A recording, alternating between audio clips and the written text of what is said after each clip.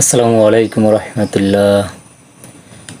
আমরা সবাই একত্রিত হয়ে শাওন ভাইয়ের বয়ান্তে রওনা দিলাম।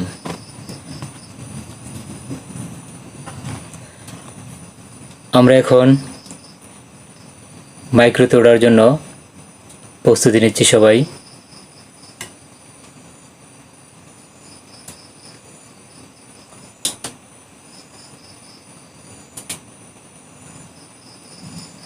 ধীরে ধীরে সবাই গাড়িতে ওঠার কাজে ব্যস্ত হয়ে পড়লাম। শাওন ভাইও চলে আসছে।